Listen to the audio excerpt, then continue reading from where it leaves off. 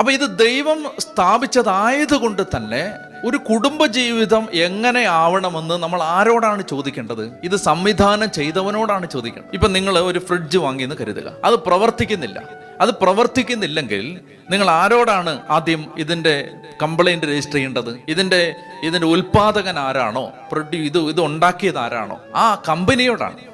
ഇപ്പൊ നിങ്ങൾ ഉപയോഗിക്കുന്ന ഒരു ഫോണ് സാംസങ്ങിന്റെ ഫോണാണ് നിങ്ങൾ ഉപയോഗിക്കുന്നതെങ്കിൽ അത് കേടായാൽ നിങ്ങൾ സാംസങ്ങിനോടാണ് പരാതി പറയുന്നത്. അല്ലെങ്കിൽ സാംസങ്ങിലാണ് ഇതിന്റെ ഈ പ്രശ്നത്തിന്റെ ഉത്തരം, ഇതിന്റെ പരിഹാരം നിങ്ങൾ അന്വേഷിക്കേണ്ടത്, അല്ലേ? സാംസങ്ങിന്റെ സർവീസ് സെന്ററിലാണ് പോകേണ്ടത്. എന്ന് പറഞ്ഞതുപോലെ കുടുംബം ദൈവം സംവിധാനം ചെയ്തതായതുകൊണ്ട് തന്നെ എന്ത് ചെയ്യണം? കുടുംബത്തിൽ എന്തെങ്കിലും പ്രശ്നം വന്നാൽ മനുഷ്യർ ആദ്യം അതിന്റെ പരിഹാരം അന്വേഷിക്കേണ്ടത് സൈക്കാട്രിക് ഡോക്ടറുടെ അടുത്തല്ല, കൗൺസിലിംഗ് സെന്ററുകളിലല്ല, ഫാമിലി തെറാപ്പി സെന്ററുകളിലല്ല, കർത്താവിന്റെ അടുത്താണ്, ദൈവവചനത്തിലാണ്.